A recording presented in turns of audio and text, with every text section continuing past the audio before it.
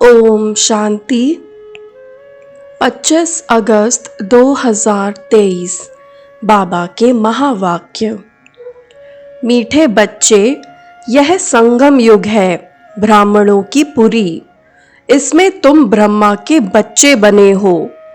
तुम्हें बेहद के बाप का वर्षा लेना है और सभी को दिलाना है। प्रश्न: इस ज्ञान को अच्छी रीति समझने के लिए किस प्रकार की बुद्धि चाहिए? उत्तर: व्यापारी बुद्धि वाले ही इस ज्ञान को अच्छी रीति समझेंगे। यह है बेहद का व्यापार। बाप बच्चों को भिन्न भिन्न कमाई की युक्तियां बताते रहते हैं। बच्चों का काम है मेहनत करना। ऐसी युक्ति निकालनी चाहिए जिससे स्वयं की भी कमाई जमा होती रहे और सर्व का भी कल्याण हो। बाप की याद और सेवा ही कमाई का साधन है। मुरली का गीत है, रात के राही थक मत जाना। ओम शांति। पारलौकिक बाप बच्चों के प्रति समझा रहे हैं। कहते हैं कि बच्चे, मुझ अपने पारलौकिक परम पिता परमात्मा को भूलना नहीं है। गाया भी जाता है, गीता का भगवान, बाइबल का भगवान व कुरान का भगवान कभी कोई नहीं कहेंगे। कोई भी धर्म स्थापन करने वाले ऐसे नहीं कहेंगे कि हे बच्चे, अब मुझ पारलौकिक बाप को याद करो। ऐसे कोई किसको कह नहीं सकते। बच्चा पैदा होता है, बाप को जानते हैं, बाप को ही याद करते रहेंगे क्योंकि वारिस हैं। अब पारलौकिक बाप कहते हैं, हे मेरे सिकिलधे बच्चे, अब तुमको मेरे पास आना है। मैं तुम बच्चों को परम धाम निर्वाण धाम ले चलने लिए आया हूँ। तुम भक्त मुझ भगवान को याद करते थे, अब मैं करता हूँ। तुम मुझे निरंतर याद करो। मैं तुमको सुखधाम ले चलता हूँ। अपने दिल अंदर देखो, तुमने आधा कल्प कितना दुख उठाया है। पहले से ही इतना दुख नहीं मिलता है, पीछे दुख वृद्धि को पाता है। अब पारलौकिक बाप कहते हैं, मुझे याद करो। सभी धर्म वालों को कहते हैं, हे मेरे बच्चे, तुम अपने को भाई भाई समझते आए हो। अब तुम आत्माओं का जो पारलौकिक बाप है, जिसको सब जीव आत्माएं दुख में याद करती आई हैं, वह अब ब्रह्मा मुख कमल द्वारा तुम बच्चों को समझा रहे हैं। समझानी दी जाती है ब्रह्मा मुख वंशावली ब्राह्मणों को। प्रजापिता ब्रह्मा को सिर्फ कुमारियां ही नहीं थीं, कुमार कुमारियां दोनों थे, भाई बहन थे, ब्रह्मा कुमार कुमारियां। एक ही बाप के बच्चे एक ही दादे के पोत्रे पोत्रियां ठहरे। तुम बच्चों को समुख समझाया जाता है। तुम समुख सुनते हो कि हम निराकार शिव बाबा के सब बच्चे हैं। बरोबर हम ब्रह्मा द्वारा शिव बाबा से स्वर्ग की बादशाही पाने के लिए राजयोग सीख रहे हैं। परम पिता परमात्मा ब्रह्मा मुख द्वारा जो तुमको समझाते हैं, वह फिर औरों को समझाना है। जो लौकिक भाई बहन हैं, उन्हों को समझाना है। तुम हो गए पारलौकिक। पारलौकिक बाप से तुम वर्षा लेते हो। तुम कहलाएंगे पारलौकिक भाई बहन। वह हुए लौकिक भाई बहन। तो बाप समझाते हैं, बच्चे, हूबहू 5000 वर्ष पहले मुआफिक तुम बुद्धि का योग लगाओ तो तुम्हारे विकर्म विनाश हो जाएंगे, पाप भस्म हो जाएंगे। बाप की याद को ही योग अग्नि कहा जाता है। इस सर्वशक्तिमान बाप की याद में रहने से तुमको शक्ति मिलेगी। वह एक ही निराकार बाप है, इस ब्रह्मा मुख से सुनाते हैं। जरूर रथ तो चाहिए ना, जिस रथ के ऊपर उनकी सवारी हो। यह रथ है, इसमें परम पिता परमात्मा सवार होकर बच्चों को यह सिखलाते हैं।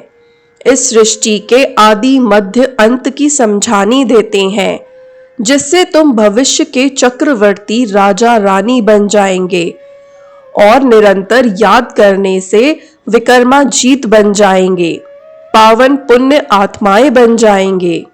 बाबा जो स्वर्ग स्थापन करते हैं, उस स्वर्ग के तुम चक्रवर्ती महाराजा महारानी बनेंगे, सो भी 21 जन्मों के लिए। और भारत में जो भी उत्सव होते हैं, शिव जयंती, होली, राखी, जन्माष्टमी, दिवाली आदि, इन सब उत्सवों का महत्व और हरेक की बायोग्राफी हम आपको सुनाते हैं। आओ बहनों भाइयों, हम आपको पारलौकिक बाप का परिचय देवें। परिचय ले सहज राजयोग सीख, तुम विश्व के मालिक बनेंगे। वर्ल्ड ऑलमाइटी पवित्रता, सुख, शांतिमय, अटल अखंड राज्य करेंगे। यह किसको भी समझाना बहुत सहज है, इस रीति लिखना भी है। बाप के समझाए हुए यह रोज हम तुमको समझाएंगे। बाप के बच्चे बनेंगे तब तो वर्षा मिलेगा ना। तुम भी बेहद के बाप से बेहद का वर्षा आकर लो। जन्म जन्म तो हद का वर्षा लेते आए हो, वह है दुख का वर्षा, क्योंकि यह है ही रावण राज्य। राम के राज्य में सदा सुख था, फिर माया रावण के राज्य में तुम दुखी हुए हो। यह तो तुम कोई को भी समझा सकते हो, पब्लिक भाषण में भी तुम समझा सकते हो।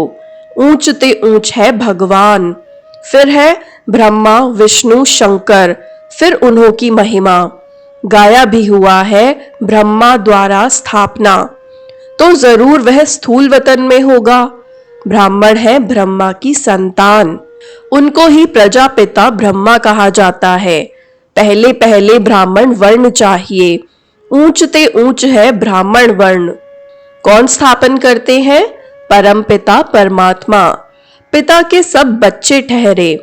ब्रह्मा द्वारा इन ब्रह्मा कुमार कुमारियों को बैठ पढ़ाते हैं। यह संगम युग है ब्राह्मणों की पुरी, फिर रुद्रपुरी में जाकर विष्णुपुरी में आते हैं। पहले पहले रुद्रमाला में वह आएंगे जो निरंतर याद करेंगे। सूर्यवंशी चंद्रवंशी राजाएं बनते हैं ना, तो इस समय परम पिता परमात्मा द्वारा राजयोग सीखने से राजाई पद पाते हैं। बाप कहते हैं कि निरंतर मुझ बाप को याद करो, बुद्धि का योग मेरे साथ लगाओ। यह है रूहानी यात्रा। जन्म जन्म से तो जिस्मानी यात्राएं करते आए, अब बाप आकर रूहानी यात्रा सिखलाते हैं। कहते हैं मुझ बाप को और स्वीट होम को याद करो, जहां से तुम आए हो पाठ बजाने। तुम गोरे थे, विश्व पर राज्य करते थे, फिर तुम काम चिता पर बैठ काले हो गए हो, सुंदर से श्याम बन गए हो।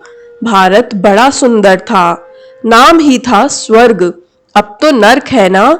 तुम ही पूज्य से फिर पुजारी बनते हो, तो ऊंच ते ऊंच भगवान शिव, फिर ब्रह्मा विष्णु शंकर, इन द्वारा बाप कार्य करवाते हैं। इन्हों को निमित्त बनाया है। करण करावन हार है ना। ब्रह्मा द्वारा भारत को स्वर्ग बनाने के लिए राजयोग सिखलाते हैं। बाप कहते हैं कि यह राजयोग सिखलाकर पूरा करूंगा तो फिर विनाश होगा। फिर जो नई दुनिया स्थापन करते हैं, उनमें जाकर राज्य करेंगे। फिर जितना जो पुरुषार्थ करे, सारा पुरुषार्थ पर मदार है। कहते हैं गंगा पतित पावनी, फिर परम पिता को पुकारते क्यों हो? हे पतित पावन आओ। तो पुजारी भक्तों को भक्ति का फल मिलना चाहिए ना। स्वर्ग में तुमको जीवन मुक्ति का फल मिलता है और सबको शांति का फल मिल जाता है। स्वर्ग में सुख शांति दोनों ही थे, सब सुखी थे जिन्होंने राजयोग सीखा। विकर्म विनाश तो करना ही है, हिसाब किताब चुकतू तो होना ही है। फिर नए सिर पाठ बजाना है, सबका हिसाब किताब चुकतू कराए, पावन बनाए बाप साथ में ले जाते हैं। यह सब राज समझने के हैं। मनुष्य भगवान को याद करते हैं तो जरूर भगवान को सृष्टि पर आना पड़े। कहते हैं कि सृष्टि पर आकर भक्तों को भक्ति का फल देता हूँ, मुक्ति व जीवन मुक्ति, शांति व सुख देता हूँ। दुनिया में सुख, शांति व संपत्ति ही मांगते हैं। मनुष्य तो संपत्ति के लिए ही पुरुषार्थ करते हैं कि धनवान बने। समझते हैं संपत्ति में ही सुख होगा, परंतु भल किसको कितनी भी संपत्ति हो, राज्य तो फिर भी माया का है ना। पतित दुनिया है ना, तो पाप जरूर होंगे। संपत्ति के लिए बहुत पाप करते हैं। यह है ही पाप आत्माओं की दुनिया। इसमें कोई भी पुण्य आत्मा होती नहीं। पुण्य आत्माओं की दुनिया में फिर कोई पाप आत्मा नहीं होती। यथा राजा रानी तथा प्रजा पुण्य आत्मा होते हैं। इन पावन देवी देवताओं को पतित दुनिया में राजा लोग भी पूजते हैं, क्योंकि समझते हैं यह सर्वगुण संपन्न है, हमारे में कोई गुण नहीं, आप ही तरस परोई। फिर यह कहते हम ही भगवान हैं। पतितों को पावन बनाने वाला तो एक ही बाप है। पतित पावन कहने से बुद्धि चली जानी चाहिए निराकार भगवान की तरफ। निराकार उपासी भी होते हैं ना, तो वह निराकार बाप है ऊंच ते ऊंच। जब तक उनका पूरा परिचय नहीं तो उपासना क्या करेंगे। भल कहते हैं परम पिता परमात्मा शिव है, निराकार उपासी है ना, निराकार को याद करने वाला। परंतु वह है कौन, पूरा परिचय चाहिए ना। निराकार को क्यों याद करते हैं, उससे क्या मिलेगा। क्या निराकारी दुनिया में जाएंगे। आत्माओं को तो निराकारी दुनिया में जाने का रास्ता पता नहीं है। भल सब याद करते हैं, परंतु बगैर परिचय। इस प्रकार याद करने से तो कोई पावन नहीं बनेंगे। यहाँ तो निराकार खुद साकार में आते हैं। मनुष्य तो निराकारी दुनिया में जाने के लिए कितने शास्त्र आदि पढ़ते हैं, परंतु कोई जा नहीं सकते, रास्ते का भी पता नहीं है। जिस्मानी यात्रा के पंडे लोग रास्ता जानते हैं तब तो ले जाते हैं ना। यहाँ इस रास्ते को कोई जानता नहीं जो समझाए। इसके लिए कहते बेअंत है, तो फिर याद कैसे करें, कुछ भी समझते नहीं। कोई ने कहा बेअंत है, फिर कोई ने कहा निराकार है, तो फिर निराकार उपासी बने। आजकल तो फिर कह देते कि हम वही हैं। दिन प्रतिदिन तमो प्रधान मत होती जाती है। जो आता है वह कहते रहते हैं। बाप समझाते हैं ऊंच ते ऊंच बाप गाया जाता है। सर्वव्यापी कहने से तो सब ऊंच ते ऊंच हो जाते हैं। इतने पतित दुखी वह फिर ऊंच ते ऊंच कैसे होंगे। एक तरफ कहते नाम रूप से न्यारा है, फिर उनको पत्थर भीतर में लगाना, इसको ही धर्मग्लानि कहा जाता है। अभी फिर कहते हम ही परमात्मा हैं। अभी जो कुछ पास्ट हुआ सब ड्रामा है, वह फिर भी होगा। भूल पिछाड़ी भूल, ग्लानि पिछाड़ी ग्लानि करते करते भारत ऐसा पतित हो गया है। बाप का परिचय तो सबको मिलना है। तुम्हारा प्रभाव निकलेगा, इतने ढेर ब्रह्मा कुमार कुमारियां द्वारा ज्ञान मिलता है। यह तो बरोबर परम पिता परमात्मा की ही बात है। सबसे ऊंच ते ऊंच है परम पिता परमात्मा। उनकी महिमा बहुत है, पारावार नहीं। अब बाप बैठ अपना परिचय देते हैं। मैं क्या करता हूँ, मैं आकर सभी पाप आत्माओं को पुण्य आत्मा बनाता हूँ, राजयोग सिखलाता हूँ। गाया भी जाता है ईश्वर की गत मत न्यारी। सो तो जरूर जब यहाँ आएंगे तब तो मत देंगे ना। क्राइस्ट की सोल आई क्रिश्चियन धर्म स्थापन करने। बाप की मत तो सबसे न्यारी है। यह बाप तो है सबसे ऊंच। भारत में मनुष्य मात्र में श्रेष्ठ ते श्रेष्ठ देवी देवताएं ही डबल सिरताज बने हैं। बाप की है श्रीमत। भगवानुवाच मैं तुमको राजयोग सिखलाता हूँ जो और कोई सिखला न सके। लिखा हुआ है भगवानुवाच। वह है ही हेवनली गॉड फादर जो स्वर्ग की स्थापना करते हैं। स्वर्ग के लिए तुम ब्राह्मणों को राजयोग सिखलाते हैं। ब्राह्मण वर्ण सबसे ऊंच हो गया है। बाप सर्विस की युक्तियां बहुत बतलाते हैं। भल कोई गालियां भी देते हैं, तुम चित्र रख दो, उनमें लिखा होगा कि इन वर्णों में भारत ही आता है। अब है कलयुग, शूद्र वर्ण, फिर तुम बाप द्वारा ब्राह्मण बने हो। तुम्हारा नाम है ब्रह्मा कुमार कुमारी। तुम्हारे चित्र ऐसे होने चाहिए जो मनुष्यों को वंडर लगे कि ऐसे चित्र तो कहीं नहीं देखे। यह ज्ञान व्यापारी बुद्धि वाले अच्छी रीति समझ सकते हैं। यह व्यापार भी अच्छा है तो श्रीमत देने वाला भी सर्वोत्तम है, परंतु बहुत बच्चे मेहनत नहीं करते, घर में सोए पड़े रहते हैं तो बाबा खड़ा करते हैं। तुम एक चित्र बनाएंगे, इसमें हजारों का कल्याण होगा, सब तुम्हारी वाह वाह करेंगे, वंदे मातरम कहेंगे। अच्छा, मात पिता बाप दादा का मीठे मीठे सिकिलधे बच्चों प्रति याद प्यार और गुड मॉर्निंग। रूहानी बाप की रूहानी बच्चों को नमस्ते। रूहानी बच्चों की रूहानी बाप दादा को याद प्यार गुड मॉर्निंग और नमस्ते। धारणा के लिए मुख्य सार।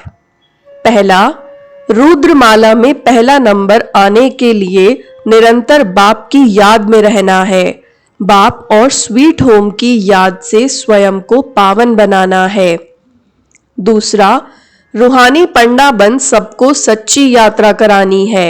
एक बाप की श्रीमत से स्वयं को डबल सिरताज बनाना है। वरदान, स्वस्थिति की शक्ति से किसी भी परिस्थिति का सामना करने वाले मास्टर नॉलेजफुल भव। स्वस्थिति की शक्ति से किसी भी परिस्थिति का सामना करने वाले मास्टर नॉलेजफुल भव। स्वस्थिति अर्थात आत्मिक स्थिति, परिस्थिति व्यक्ति व प्रकृति द्वारा आती है, लेकिन अगर स्वस्थिति शक्तिशाली है तो उसके आगे परिस्थिति कुछ भी नहीं है। स्वस्थिति वाला किसी भी प्रकार की परिस्थिति से घबरा नहीं सकता, क्योंकि नॉलेजफुल आत्मा हो गई। उसे तीनों काल की सर्व आत्माओं की नॉलेज है। वह जानते हैं कि यह परवश है, इसीलिए शुभ भावना शुभ कामना द्वारा उसकी सेवा करेंगे, घबराएंगे नहीं, सदा मुस्कुराते रहेंगे। स्लोगन, भाग्यवान वह है जो सदा भाग्य के गुण गाए, कमजोरियों के नहीं। भाग्यवान वह है जो सदा भाग्य के गुण गाए, कमजोरियों के नहीं। ओम शांति।